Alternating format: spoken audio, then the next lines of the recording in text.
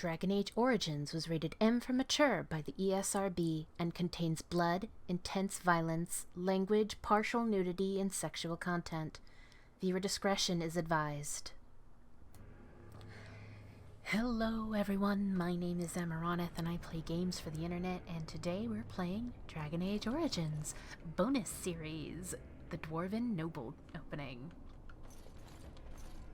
And last time we made it down to the ruined Tig, where we were given the secret mission to find the shield of Aeducan. And we are now with our full party of Gorm, Franlin Ivo of all people, and Scout.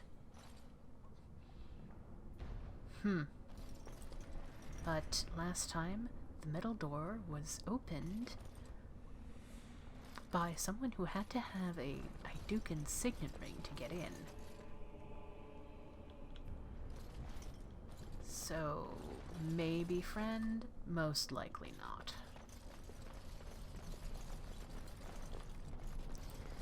The enemy of my enemy is not always my friend and all that. But we carry forth.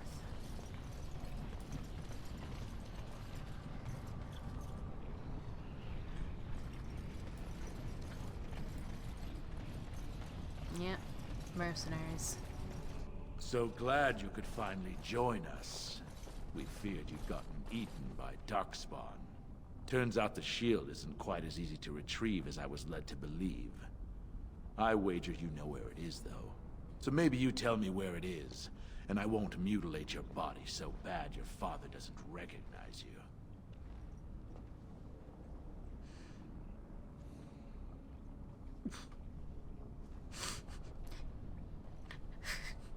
you.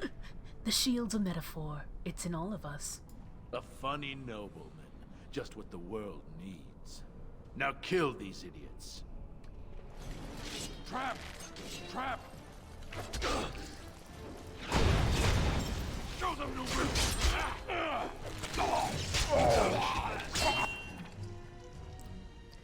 Yes, thank you. Let's go! Death will be your release! Battle! You asked for it!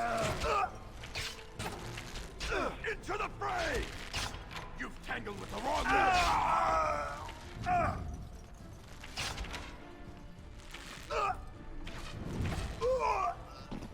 Trap!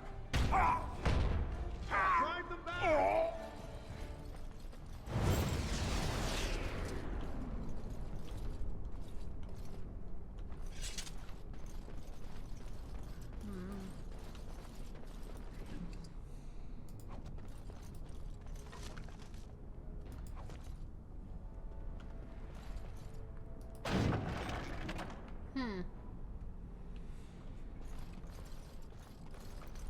Anyway. On it. Let's just rob these guys. They don't need any of this.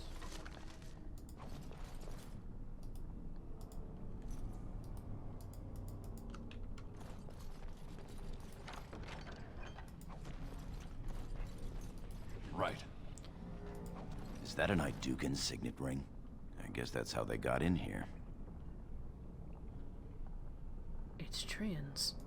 The ring is Trian's. That means he... Yes. My brother has been sloppy this time. It would have been a major victory to get the shield first, but he showed his hand and failed. The first way we can hurt him is to find that shield ourselves. My thoughts exactly. You have your orders, boys.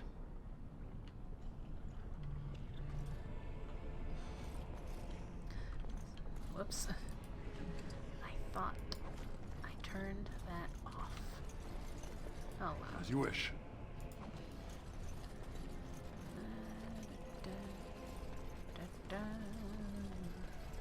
Trap! Trap! And this is why you always play as rogue. Do not trust the AI to find these traps for you. Trap! Even if Right. they do find them. It's... Trap! This should be easy enough. Let's get started.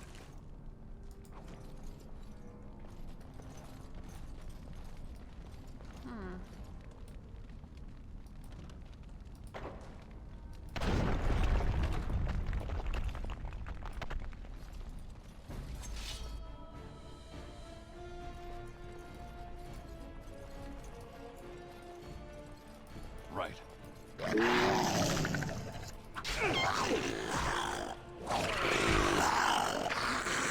As you wish. so cute. On it. This should be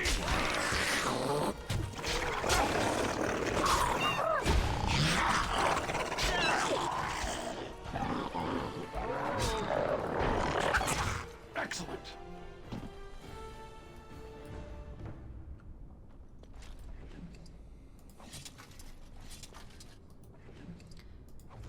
Man, you always gotta wonder, why are animals carrying things like lyrium potions and shit? Anyway. Let's get started. Okay.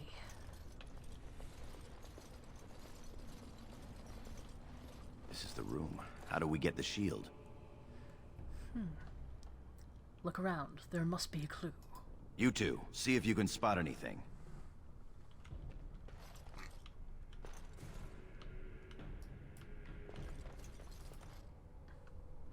There's an indentation here that seems to match the Aeducan signet ring perfectly. Press your signet ring against the indentation, and nothing happens.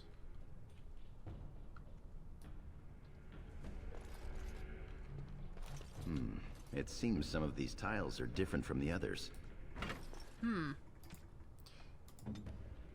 Bruh. Franklin. Scout.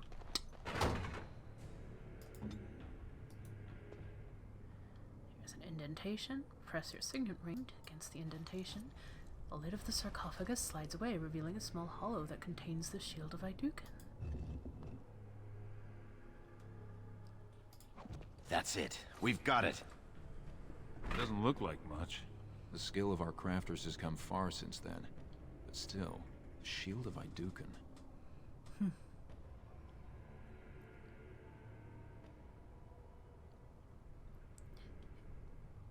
It's a symbol. That's all. If it helps rally the troops, it's a good thing. We should get moving. We need to get to the other rendezvous point. Back in the direction we came from, at the crossroads. To the crossroads.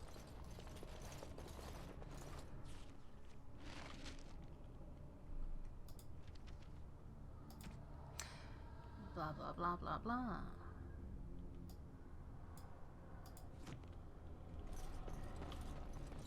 Oh.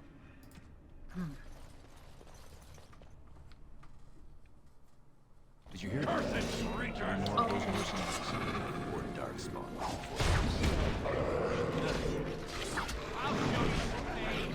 Let's get started.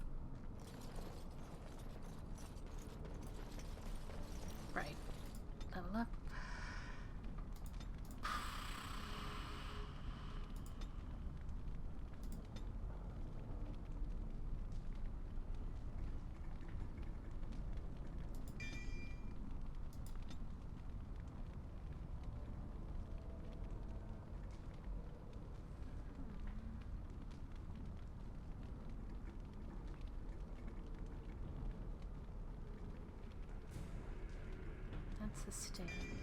Here, have sweep.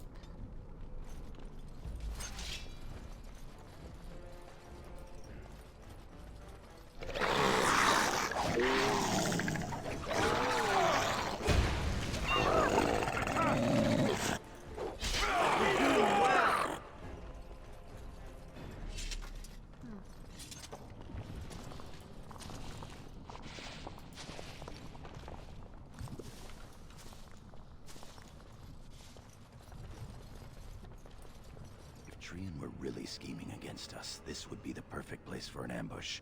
We've got the shield, and we're all alone out here. Keep your wits about you, then. Of course. What's that you're muttering about?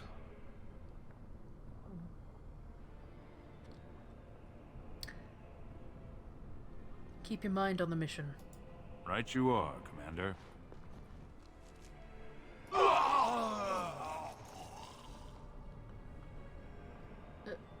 What?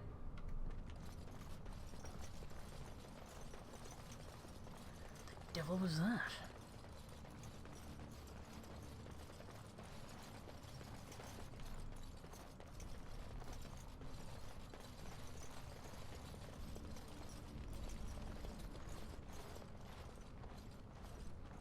By the stone, it's Trian. It must have been a darkspawn attack. This doesn't look like darkspawn. No bites, no scratches, no mutilation.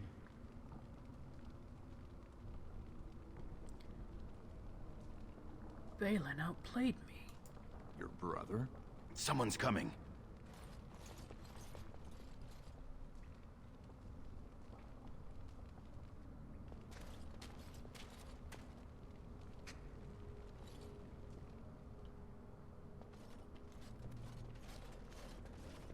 Hurry, Father, before it's too...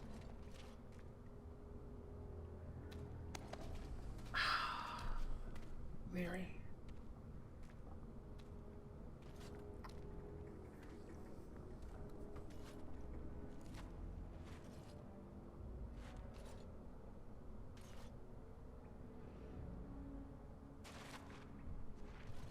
By all the ancestors, what has happened here? It seems we weren't fast enough. Bhelen was right.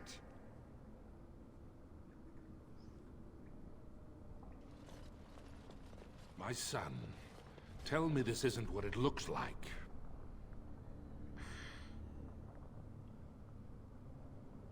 It's not, I assure you. He killed Trian, just as Trian said he would. My lord is innocent. Sir Gorham, your loyalty makes you a useless witness. It falls to others to tell the story. You, Scout, what happened here? Trian and his men were here early. It seems they'd done battle with the Darkspawn. Lord Aeducan came up to them all friendly-like, but when we got close, he ordered us to attack. That is a lie. Then we shall discover the truth. Frandlin Ivo, you are a good and noble man. Did the scout speak the truth? He did, my lord. It was terrible. Prince Trian didn't stand a chance. Afterward, my lord stripped his signet ring. You treacherous bastard! Silence, Gorham! Do you have anything else to say, my son? How can you not see that this is a setup? I want to believe that. I really do. Bind him. He will be judged before the Assembly. To Orzammar.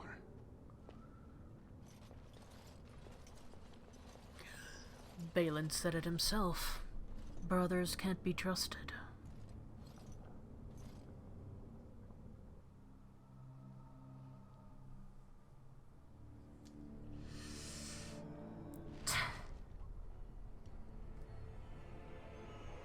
And now we have nothing except all that money.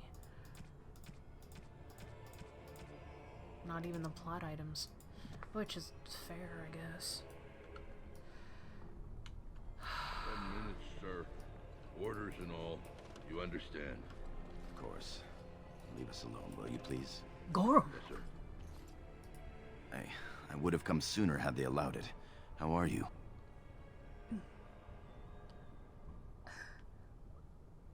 Why has the Assembly not sent for me yet? The Assembly isn't going to call for you. Bhelen has taken Trian's place in the Assembly. He introduced a motion to condemn you immediately, and it easily passed. He had fully half the Assembly ready to vote on something completely against tradition and justice. He must have been making deals and alliances for months, if not years.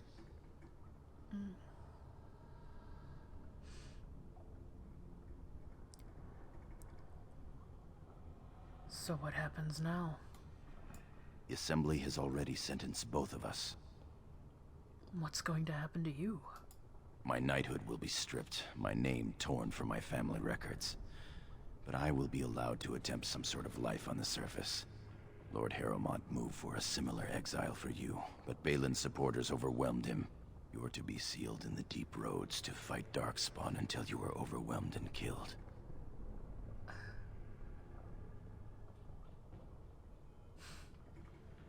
What does my father say about this? Lord Harrowmont says the king is taken ill. He couldn't bear losing 2 of his children at once. Lord Harrowmont gave me access to see you so I could tell you this. Duncan and the Grey Wardens are still in the deep roads, in tunnels connected to those you are to be left in. If you survive long enough to find the Grey Wardens, you may be able to escape with Duncan.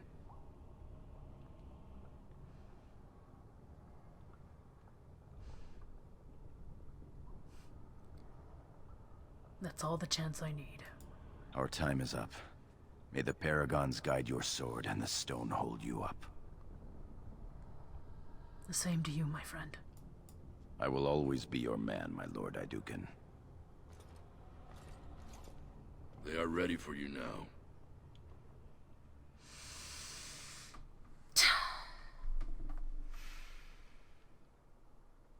Here is the prisoner, Lord Harrowmont. Having been found guilty of fratricide by the Assembly of Orzammar, you are hereby sentenced to exile and death. Your name is from this point forward stripped from the records. You are no longer a person, nor a memory. You are to be cast into the deep roads with only sword and shield. Dare to redeem your life by fighting the enemies of Orzammar until your death. Do you have anything to say before the sentence is carried out? Bhelen will destroy you, just as he did me. I understand your anger. You should have been allowed to defend yourself. Had I the power to stop this, I would have. Look me in the eye and tell me you didn't do this. For your father's sake. I didn't kill Trian. I believe you. That means Bhelen planned this from the start. Believe me, I will spend the rest of my days making sure Bhelen does not profit by his deeds. Your father asked me to give these to you. This sword and shield are of fine dwarven make. Strike a blow at our enemies. How is my father? He is old and this tragedy has hit him hard. He will rest better now, though, knowing the truth. Tell my father I went to a warrior's death. I will. Open the doors and let the condemned walk through. May the stone accept you when you fall.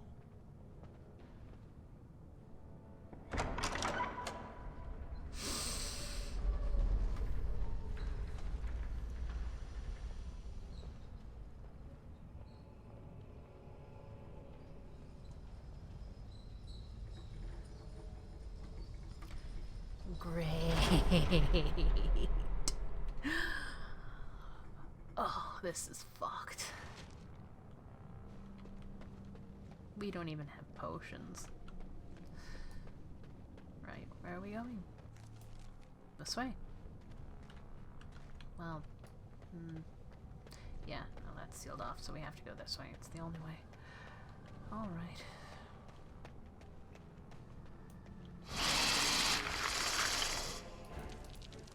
This should be easy enough.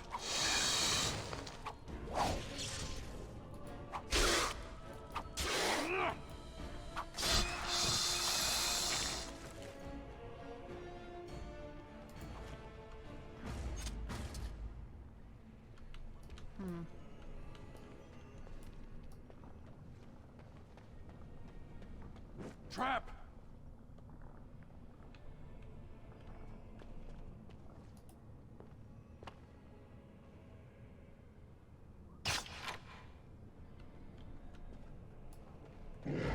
Trap! Trap!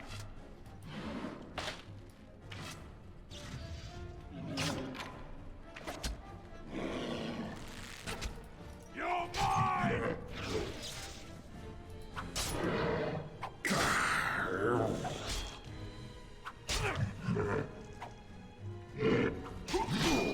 Let's make this quick, shall we? On it.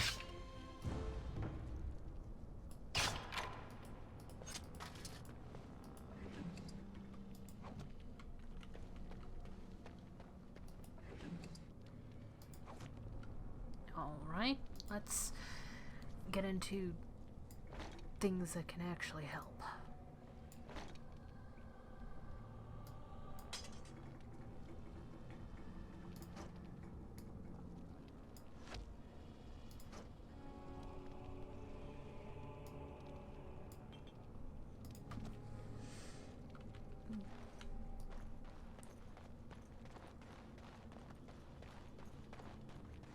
Trap!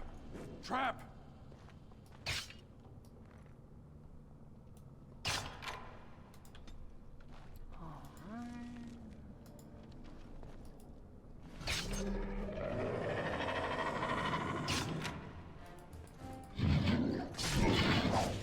As you wish.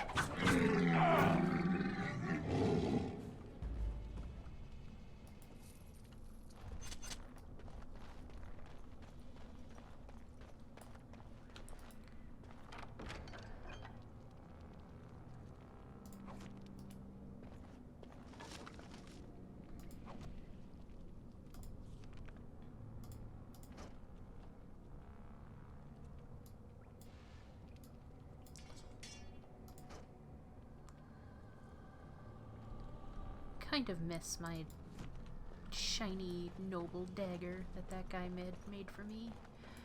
I understand why they wouldn't give it to me though.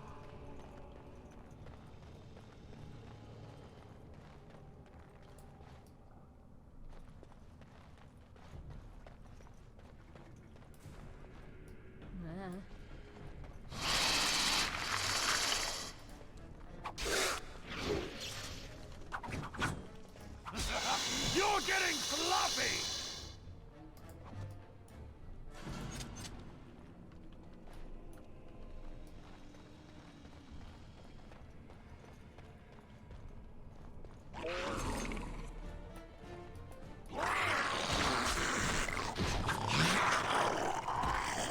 Let's get started.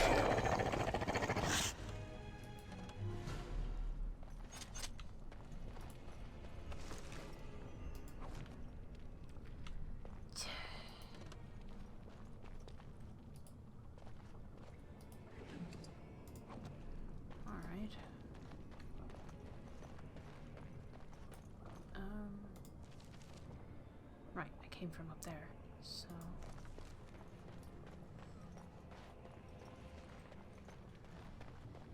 Sheesh. Trap!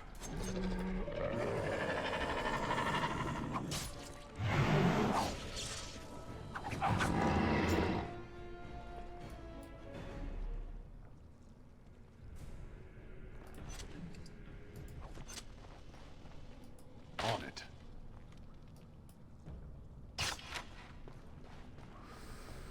Trap! Cursed creatures! This should be easy enough.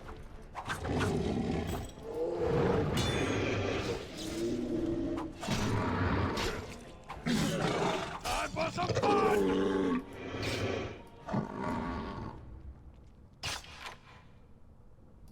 Let's get started.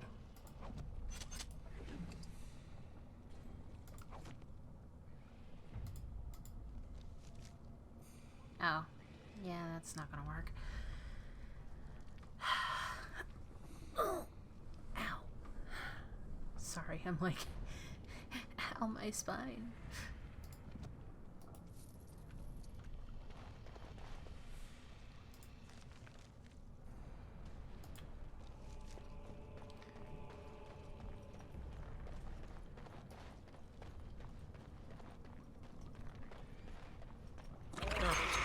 creatures look a mite upset. Let's get started.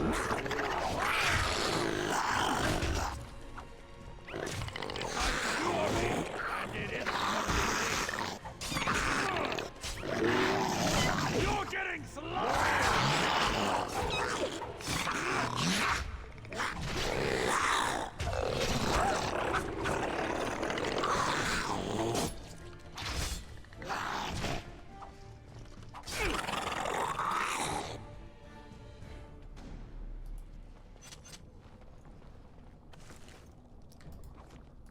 This should be easy enough. Oh, these should be useful. I can't even wear the boots. Are you kidding me?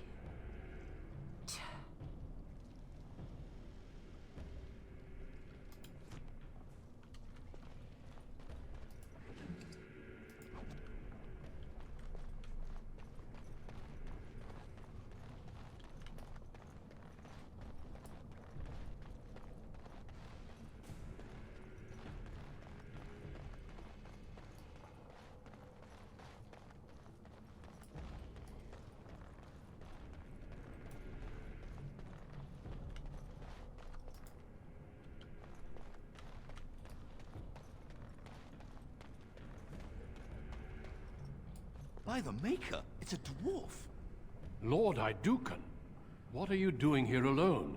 Where are your troops?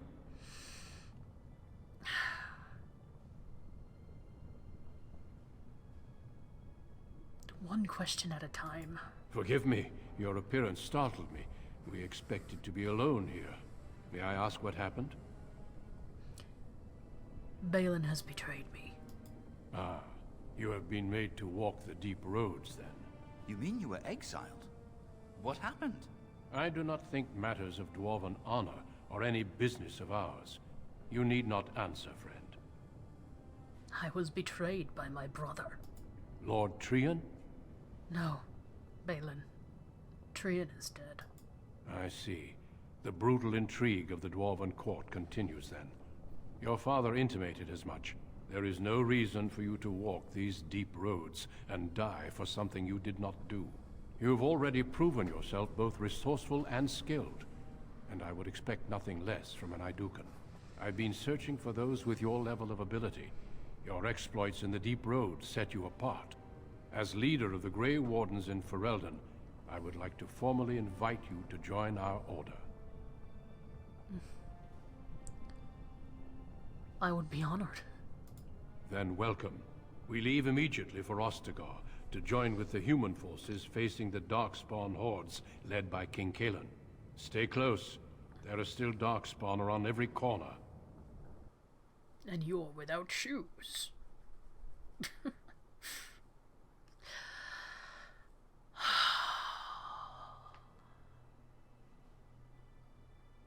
Stone's Mercy. We will be traveling south through the hinterlands to the ruin of Ostagar, on the edges of the Korcari Wilds. The Tevinter Imperium built Ostagar long ago to prevent the Wilders from invading the northern lowlands. It's fitting we make our stand here, even if we face a different foe within that forest. The King's forces have clashed with the Darkspawn several times, but here is where the bulk of the Horde will show itself. There are only a few Grey Wardens within Ferelden at the moment, but all of us are here. This blight must be stopped, here and now. If it spreads to the north, Ferelden will fall. Ho there, Duncan. King Cailan. I didn't expect a royal welcome? I was beginning to worry you'd miss all the fun. Not if I could help it, Your Majesty. Then I'll have the mighty Duncan at my side in battle after all. Glorious. The other wardens told me you'd found a promising recruit. I take it this is he? Allow me to introduce you, Your Majesty. There's no need to be so formal, Duncan. We'll be shedding blood together after all. Ho there, friend. Might I know your name? I am Duran, Your Majesty.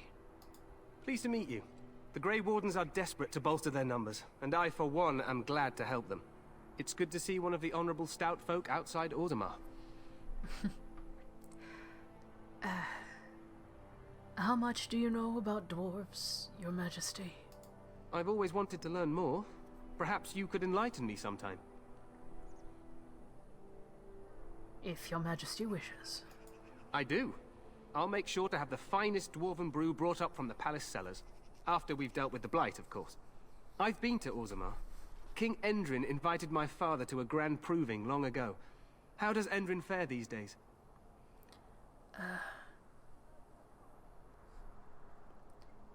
I hear the king was well enough when I left. Good. I hope to work with him as well as my father did. Allow me to be the first to welcome you to Ostagar. The Wardens will benefit greatly with you in their ranks.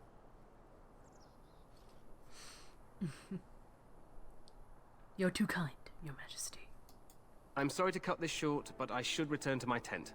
Loghain waits eagerly to bore me with his strategies. Your uncle sends his greetings and reminds you that Redcliffe forces could be here in less than a week. Ha! Eamon just wants in on the glory. We've won 3 battles against these monsters, and tomorrow should be no different.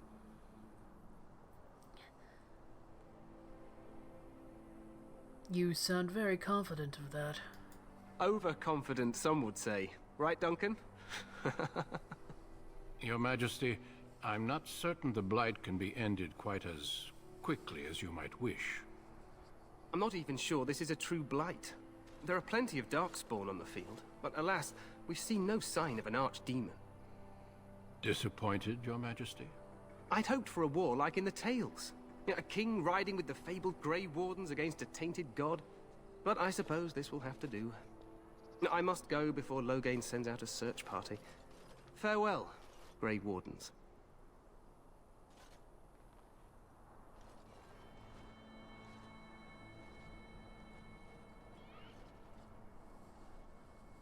What the king said is true. They've won several battles against the Darkspawn here. He didn't seem to take the Darkspawn very seriously. True. Despite the victory so far, the Darkspawn horde grows larger with each passing day. By now, they look to outnumber us.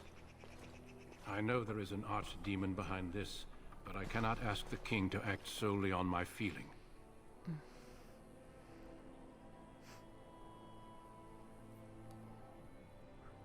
Then maybe we should move quickly. Yes, we should proceed with the ritual. What do you need me to do? Feel free to explore the camp here as you wish. All I ask is that you do not leave it for the time being. There is another Grey Warden in the camp by the name of Alistair. When you're ready, seek him out and tell him it's time to summon the other recruits. Until then, I have business I must attend to. You may find me at the Grey Warden tent on the other side of this bridge, should you need to.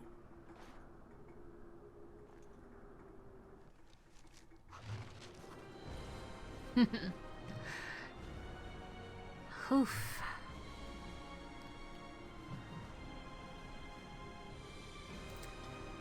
Well, that was the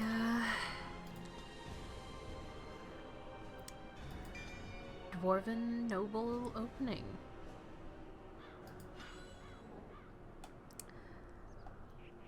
We were betrayed by our brother,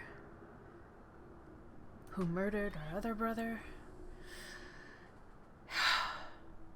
And from there we would move on to becoming a Grey Warden and such.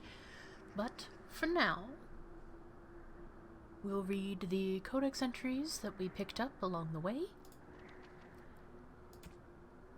And, well, let's not get too far ahead of ourselves.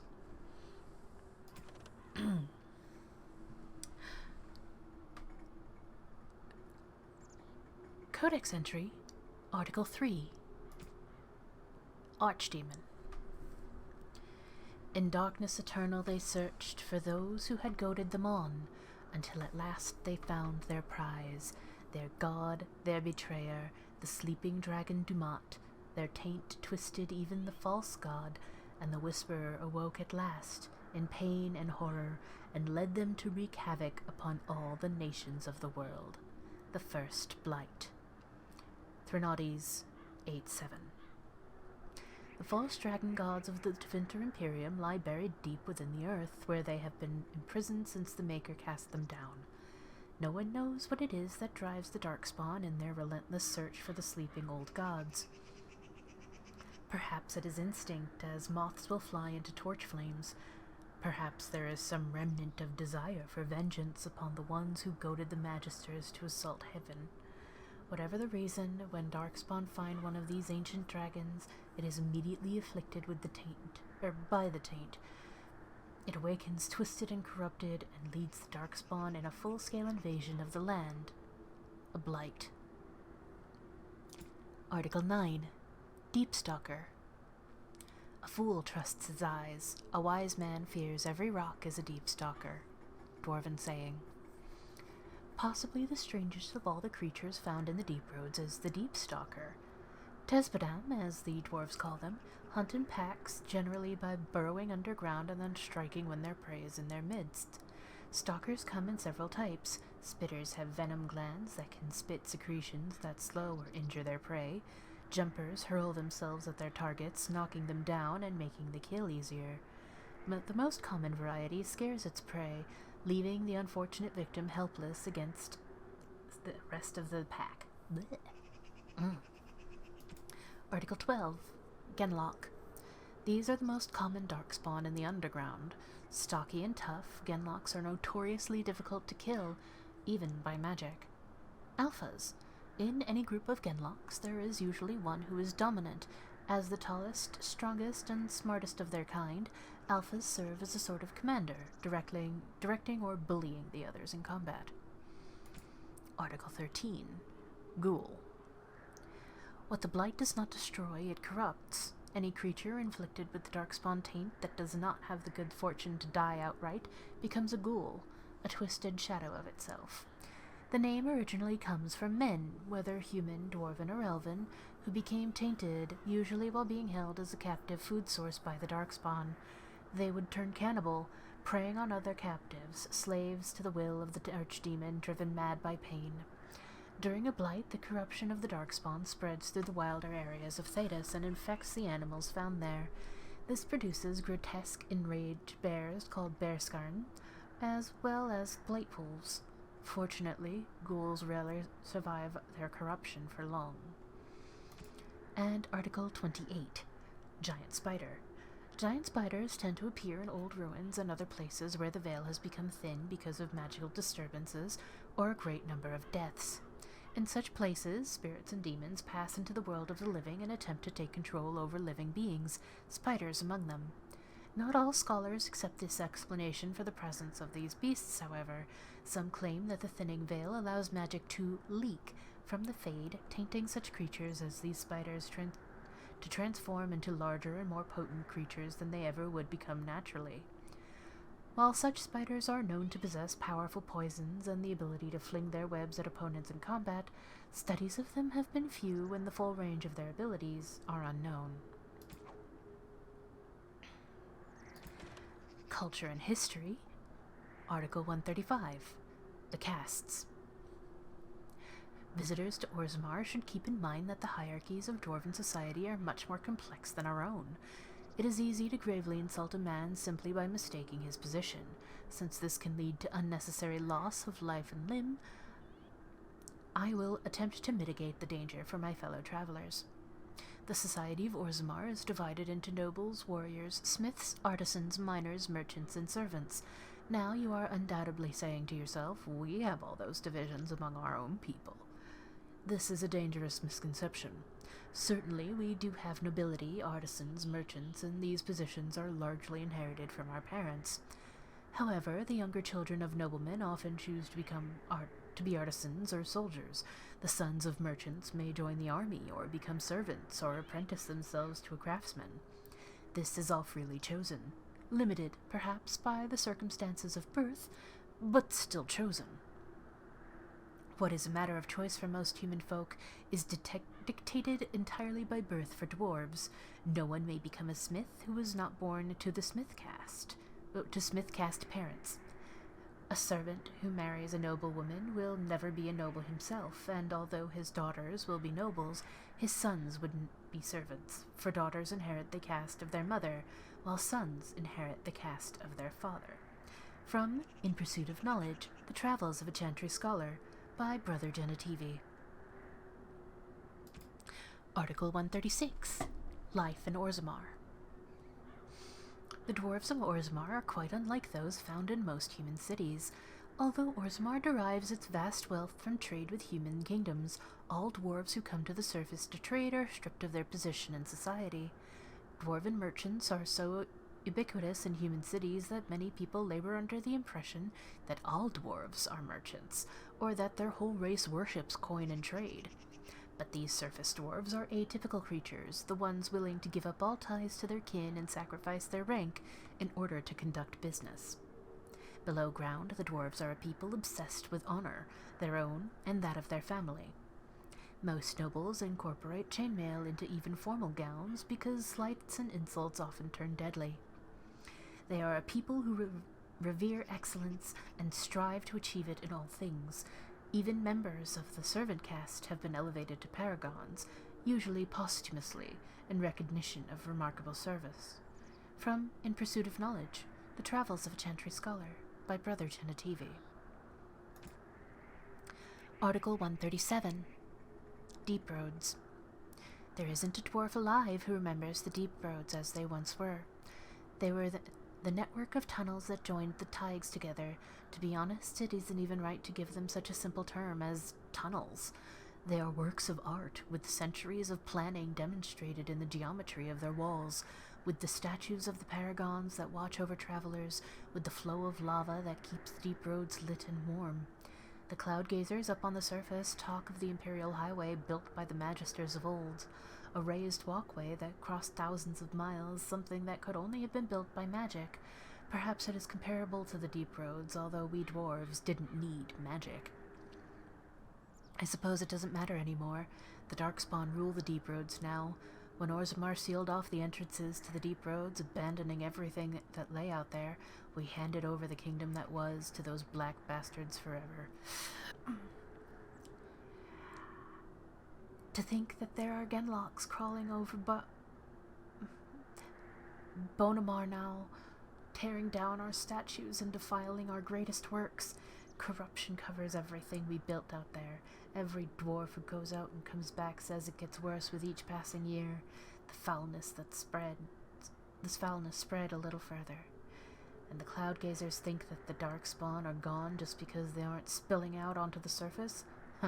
One day, when Orzammar is gone for good, they'll find out differently.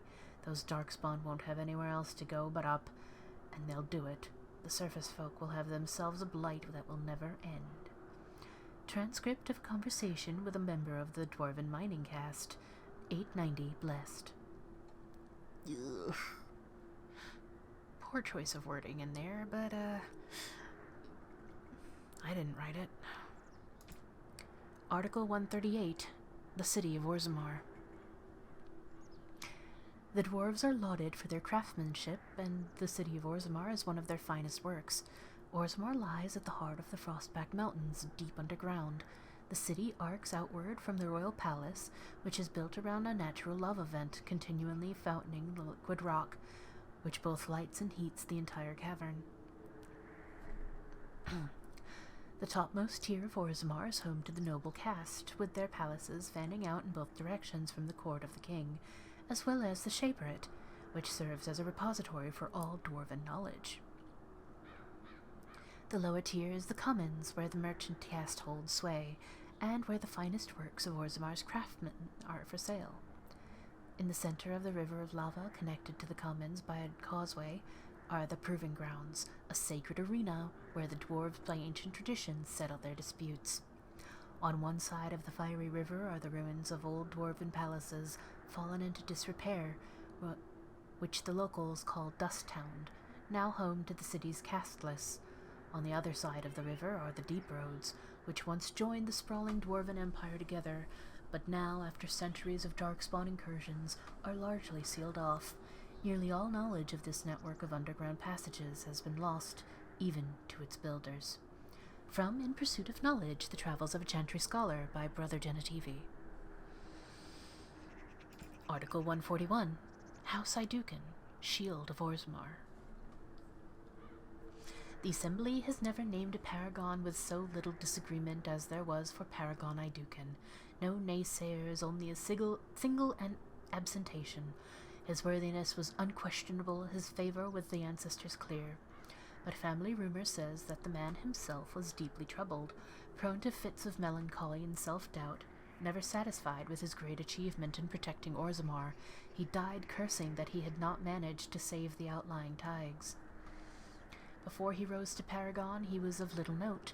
The memories tell us that he never entered a single proving, never sought to elevate his place among the warrior caste. He spent most of his years prior to the First Blight fighting skirmishes in the deep roads, keeping them free from surface bandits, content to live quietly with his wife and daughters. When the Blight began, it caught Orzammar in the midst of a vicious interhouse war. Most of the warrior caste was caught up in the feuding, for as word of the attacks poured in, each great house demanded that the army be sent to defend their Tig, and no house would agree to sacrifice their own holdings for the safety of any others. The Assembly was so utterly tied up with the infighting that the Darkspawn spread unchecked to the gates of Orzammar herself. In the chaos, Aeducan grudgingly took command of the armies. He enlisted the aid of the mining caste to collapse overrun passages, called upon the smith caste to supply them with arms, and bypassed the Assembly and the nobles entirely. With his leadership, Orzammar was saved from annihilation. For his insubordination, he was made Paragon. Yet he always considered it a defeat. From A History of Aeducan, Paragon, King, Peacemaker, by scholar Gertek. Article 143, Orzammar Politics. As dangerous as it is to mistake a dwarf's caste, it is far more deadly to mistake his alliances among the noble houses of Orzammar. Everyone in the city is allied with someone, whether by blood or by word. The nobles do not engage directly in commerce themselves, as that is the domain of the merchant caste, but they do serve as patrons. They invest in shops or in artisans' work, and in turn reap a share of the profits as well as a measure of the credit. Merchants and warriors alike benefit from the service of a prestigious patron. Pardon me. The relative power of each house is ever-changing. It is usually safe to assume that whichever noble house holds the throne is at the top of the heap, but below that things grow into a tangled mess. Houses ally with one another by marriage. They earn rank and prestige when combatants loyal to them or from their own bloodlines when proving. They earn it when artisans they patronize become sought after or well regarded, or when merchants they invest in become successful. The degrees of power that these achievements confer is so murky, even to the dwarves, that it isn't unusual for nobles to challenge each another to provings over whose smith forges better belt buckles, or whose servants have the best manners. Nor is it out of the ordinary to find two merchants arguing over whose noble patron has won the most acclaim, for the rank of the patron is the rank of the client. Nowhere is this more apparent than in the Assembly, where the Deshers, representatives of each noble house, meet. Although the king technically rules Orzammar, kings are elected by the Assembly, and so each king must work constantly to maintain the support of the Deshers. Kings who prove unpopular find their heirs deemed unacceptable to inherit the throne. Power then passes to another house. From In Pursuit of Knowledge, The Travels of a Chantry Scholar by Brother Genetivi. Article 144, The Proving. Valos Atrendum. In the 23rd year of the reign of King Ragnan Aeducan, an old man of the servant caste was accused of stealing a sapphire ring from his employer, Lord Dace. The servant was stripped of his position, and he and his family thrown to the streets, and soon after the servant died. The son of the disgraced servant challenged Lord Dace to a proving, declaring that his father had been the victim of a cruel injustice, and the ancestors would bear him witness. Lord Dace had no choice but to accept. On the sacred stone of the proving ground, the nobleman faced the servant boy. Lord Dace carried a sword crafted for his own hand and was clad in his great-grandfather's armor. The servant boy had neither armor nor weapon. When the battle began, the boy fought like a whole pack of angry Deepstalkers, flinging himself upon the startled lord, wrenching the sword from his hand and prying at his armor with bare fingers. The boy knocked Lord Dace to the ground and beat him until the lord begged for mercy. The boy and his family were reinstated to their place in the Dace household, and the virtue of the boy's father was not questioned again. The ancestors had spoken, and no one would question their word. As told by Shaper Vortog. Article 145, Dwarven Faith. We are the children of the stone. She supports us, shelters us, offers us the most priceless gifts of the earth. The worthy return to her embrace in death, becoming ancestors. The unworthy are cast out, unable to rest, that their failings may not weaken the stone. So it has been since the earliest memories. We live by the stone, guided by the ancestors, who speak with the voice of the provings, and whose memories the Shaperate keep forever in Lyrium. We do not accept the empty promises of heaven as the wild elves do, or vie for the favor of absent gods. Instead, we follow in the footsteps of our paragons, the greatest of our ancestors, warriors, craftsmen, leaders, the greatest examples of lives spent in service to our fellow dwarves. Our paragons joined with the stone in life, and now stand watch at our gate, ushering in those surfacers privileged to visit our city. We know there is no greater honor to hope for, no better reward for an exceptional life, as told by Shaper Zybor. Article 147, Orzammar History, Chapter 1. The memories tell us that our kingdoms once reached far beneath the mountains, and that the Taigs were almost beyond counting. Kalsharok was the capital then, home to all the noble houses, and Orzammar was simply the home of the miner and smith castes. It was with the Tevinter Imperium that things changed.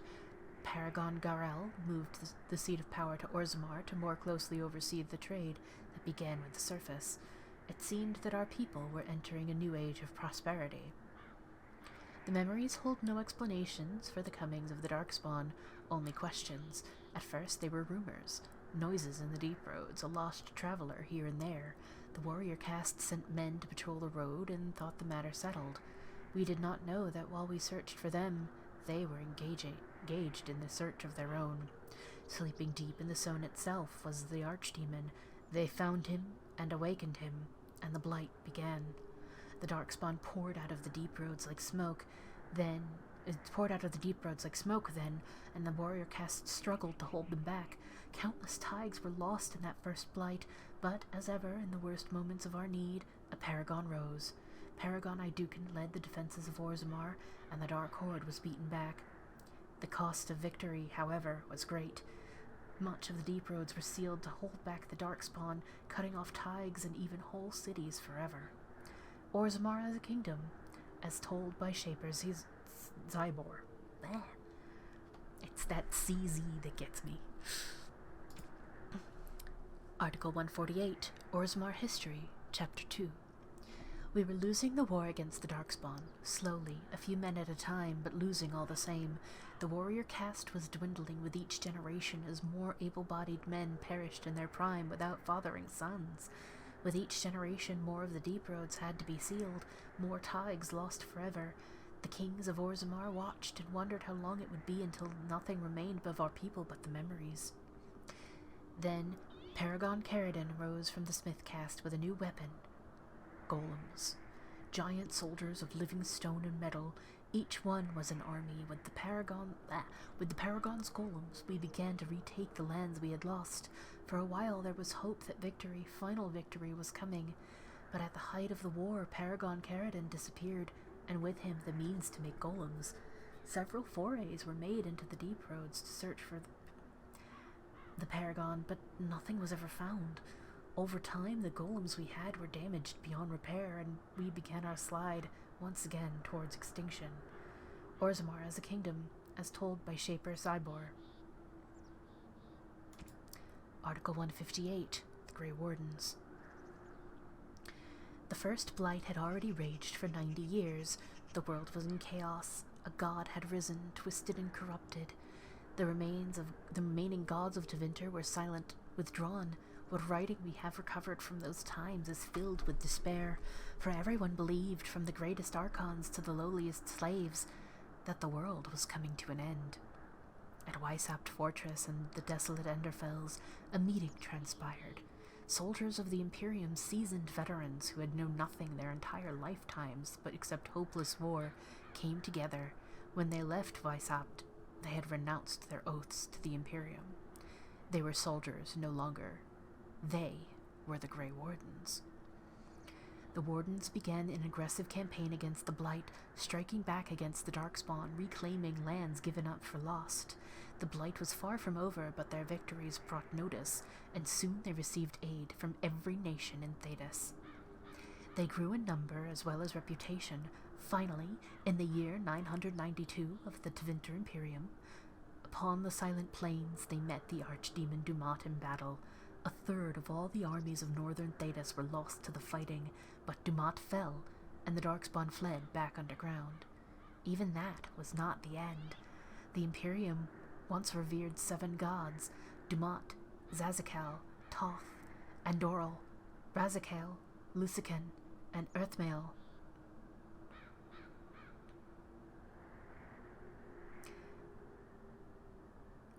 Four have risen as archdemons. The Grey Wardens have kept watch through the ages, well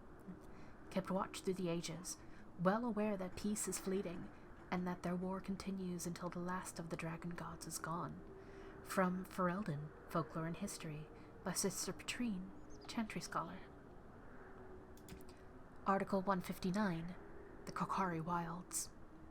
It is said that in the midst of the Black Age, when the werewolves stalked the lands of Ferelden, in numbers that kept every farmholder indoors and a hound on every doorstep, a powerful Arl of the Alamari peoples stood and declared that he would put an end to the threat. His Arling stood on the border of the Dark Forest on the southern border of the Ferelden Valley, and he claimed that the werewolves used the forest to launch their midnight assaults on humanity. For 20 years, this Arl led an army of warriors and hounds deep into the forest. In his hunt for the werewolves, he slew not only every wolf he came upon, but also every member of the chastened wilder folk. Any one of them, he said, could harbor a demon inside, and thus be a werewolf in disguise. For 20 years, the forest rang with screams and the rivers ran red. The tales say that an old chastened woman found her sons all dead at the Arl's blades. She pulled one of those very blades from her son's heart and plunged it into her own chest, cursing the Arl's name as she did so. Where her blood touched the ground, a mist began to rise. It spread and spread until it was everywhere in the forest. The Arl's army became lost, and it is said that they died there. Others say that they wander still. The ruins of his Arling stand to this day, filled with the ghosts of women waiting eternally for their husbands to return. The forest of the legend is, of course, the Kokari Wilds.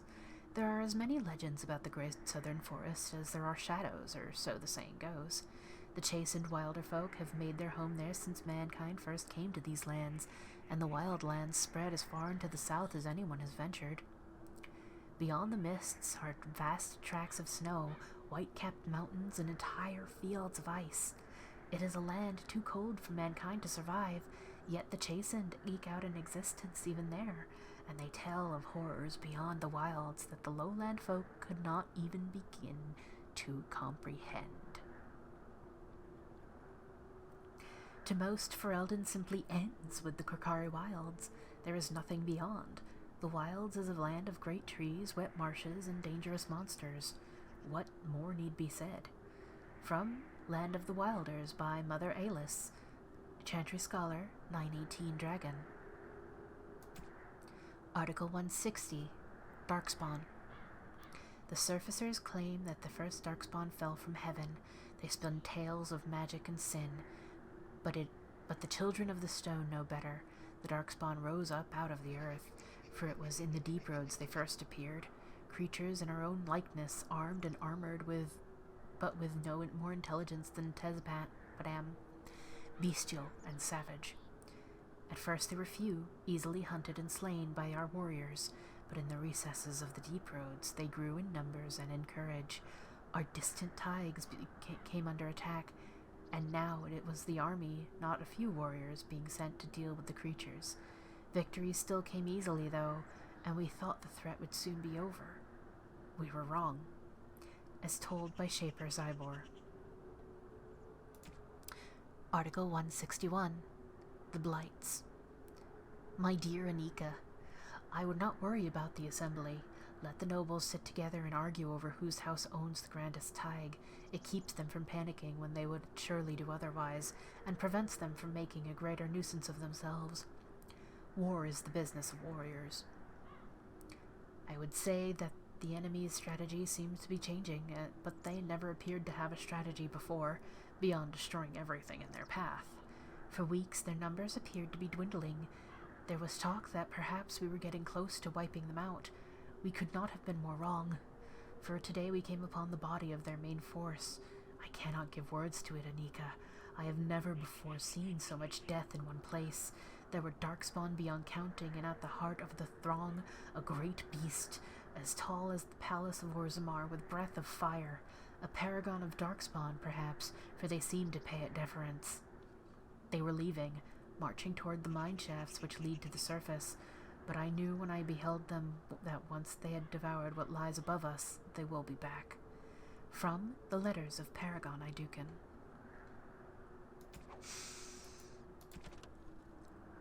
Article 164. Bhelen Aeducan. Timed is something that you may not have much left of.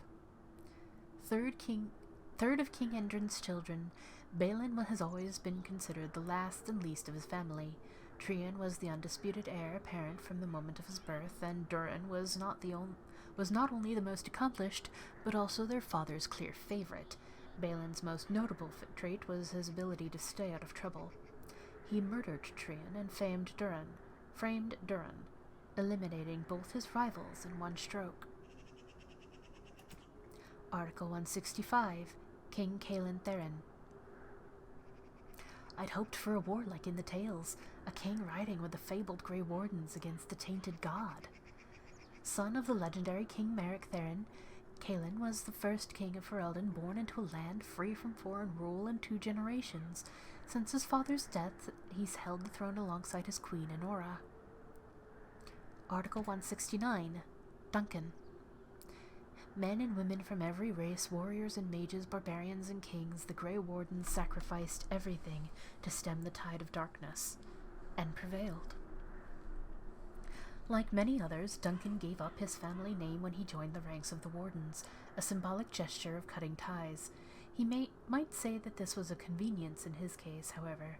His mother was from the Anderfells, his father from Tevinter. His childhood was spent in the free marches and in Orlais. His people were everywhere, and his homeland was nowhere. He was given the almost impossible task of leading the Wardens in Ferelden, a kingdom that had thrown the Order out over 200 years earlier. Facing local superstition and hostility, he set about finding recruits. Article 171. King Endrin Aeducan. Denial of the traditions of our people does not qualify as a political technicality. Endrin of House Aeducan traces his ancestry back to the Paragon Aeducan, the greatest warrior of Orzammar's history, who beat back the Darkspawn hordes in the First Blight.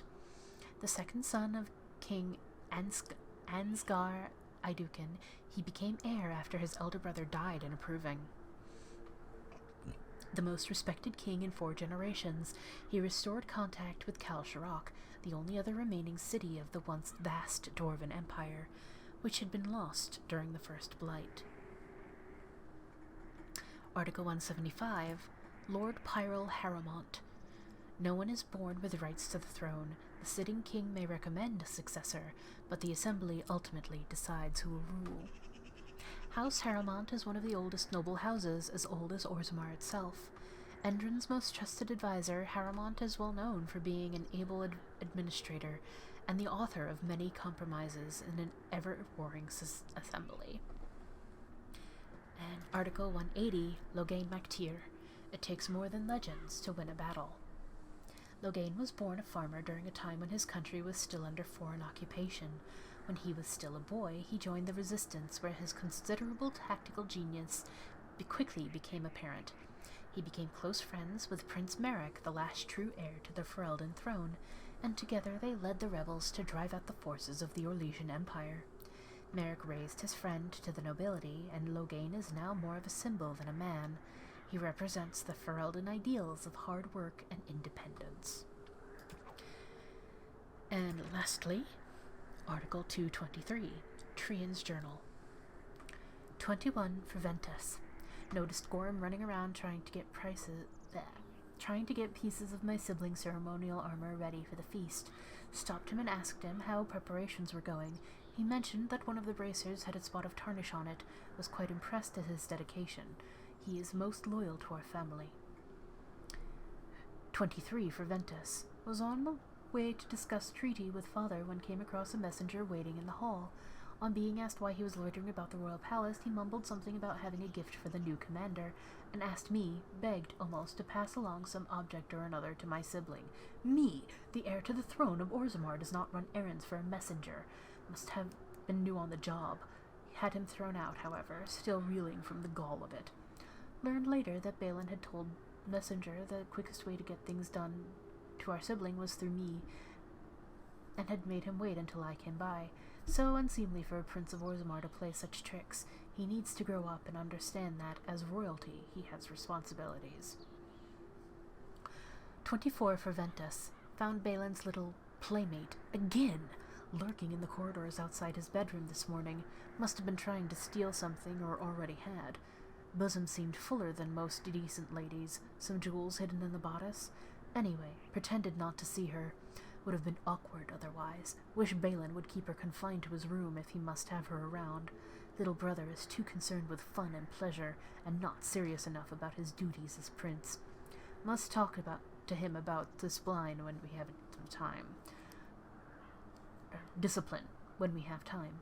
Unfortunately, much too busy with the many tasks father has laid upon my shoulders. 26 for Ventus. Remember to send small token of gratitude to Jalea Helmi. Alliance between Helmi and Aeducan must be kept strong. Lady Jalea will, of course, accept proposal of marriage. Lady Jalea will, of course, accept proposal of marriage, since we will be kings sooner or later, but never hurts to be polite and keep the lady happy. Hear that there are some surfacers selling silks. Maybe we'll send second out for something nice. Jalea's favorite color? Turquoise. Article 28 for Ventus.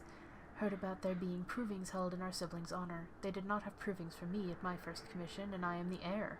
What is going on? Must go watch these provings to make presence felt. Orzammar must not forget that I am to be her next king. From the Journal of Trian Aeducan.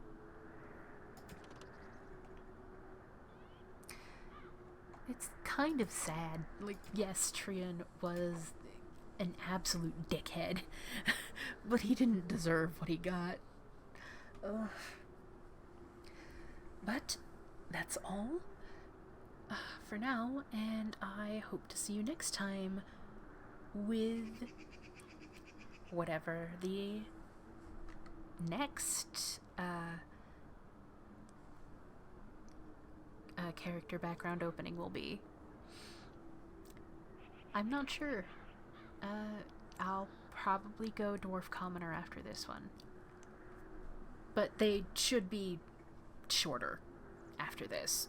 The Dwarven Noble is the longest of the opening sequences. But until next time, bye-bye.